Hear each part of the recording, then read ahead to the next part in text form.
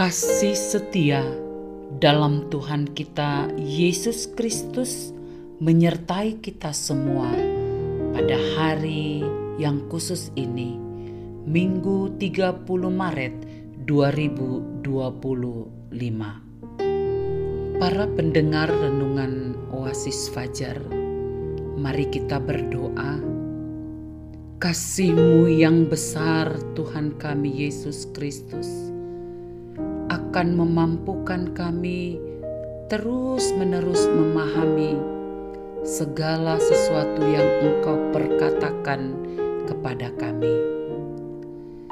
Inilah kami, bentuklah kami seperti yang Tuhan mau. Dalam nama Tuhan Yesus Kristus kami berdoa. Amin. Para pendengar yang dikasihi Tuhan, pembacaan firman Tuhan terdapat di dalam kitab 2 Raja-Raja 15 ayat 1 hingga ayat 5 dengan judul perikop Azarya Raja Yehuda. Dalam tahun ke-27 zaman Yerobeam Raja Israel, Azarya anak Amazia Raja Yehuda menjadi raja. Ia berumur 16 tahun pada waktu ia menjadi raja, dan 52 tahun lamanya ia memerintah di Yerusalem. Nama ibunya ialah Yekholia dari Yerusalem. Ia melakukan apa yang benar di mata Tuhan, tepat seperti yang dilakukan Amazia ayahnya. Namun demikian, bukit-bukit pengorbanan tidaklah dijauhkan. Bangsa itu masih mempersembahkan dan membakar korban di bukit-bukit itu. Maka Tuhan menimpahkan tulah kepada raja, sehingga ia sakit kusta sampai hari kematiannya, dan tinggal dalam sebuah rumah pengasingan. Dan Yotam, anak raja, mengepalai istana dan menjalankan pemerintahan atas rakyat negeri itu. Masih hidup dalam kebiasaan lama. Itulah judul renungan hari ini, saudaraku. Ayat penekanannya pada ayat yang keempat demikian. Namun demikian, bukit-bukit pengorbanan tidaklah dijauhkan. Bangsa itu masih mempersembahkan dan membakar korban di bukit-bukit itu. Saudara-saudaraku, bagian firman Tuhan saat ini mengajak kita untuk merenungkan bagaimana kebiasaan atau pola hidup yang tidak sesuai dengan kehendak Tuhan bisa menghambat pertumbuhan rohani dan membawa dampak negatif dalam kehidupan.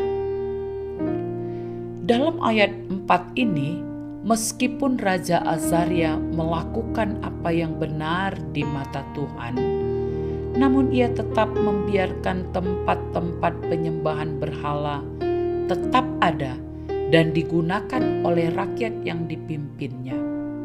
Hal ini menggambarkan bagaimana kehidupan seseorang bisa tetap berpegang pada kebiasaan lama meskipun ada keinginan untuk mengikuti Tuhan.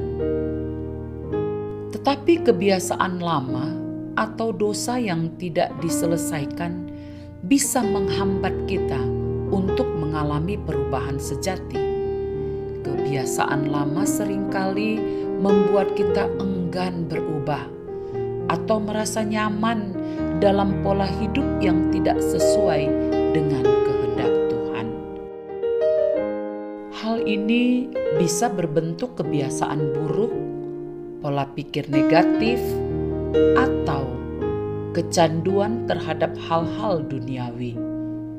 Tuhan ingin kita meninggalkan kebiasaan lama yang merugikan dan menggantikannya dengan kebiasaan baru yang berkenan di hadapan Tuhan.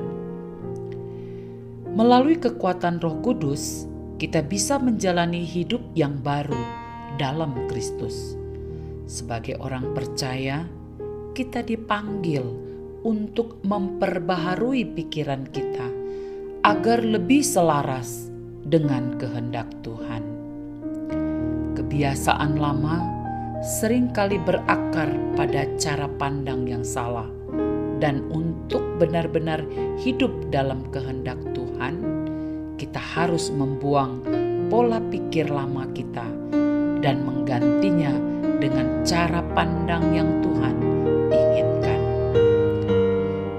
Perubahan hidup dimulai dari perubahan pikiran.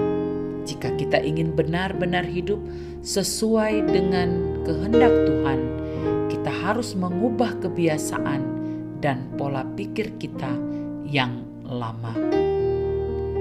Mengubah kebiasaan lama bukanlah hal yang mudah, tetapi Tuhan memberikan kekuatan dan pertolongan bagi kita.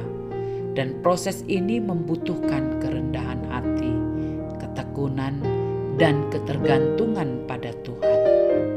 Jangan takut untuk meninggalkan kebiasaan lama yang tidak berkenan di hadapan Tuhan. Kolose 3 ayat 5 hingga 10 dapat saudara baca. Penegasannya adalah menjauhi kebiasaan lama untuk mengalami hidup yang penuh dengan damai dan sukacita dalam Yesus Kristus harus dilakukan orang percaya. Para pendengar yang kekasih, mari kita berdoa. Tuhan Allah Bapa di sorga, ajarlah kami untuk meninggalkan kebiasaan lama sehingga menyukakan hati Tuhan. Hidup terus-menerus dibentuk dan dibaharui oleh-Mu, ya Tuhan. Demi Yesus Kristus yang hidup, kami berdoa. Amin. Para pendengar renungan Oasis Fajar yang dikasihinya, demikianlah renungan kita hari ini. Tuhan memberkati kita dalam melakukan aktivitas dan berdampak baik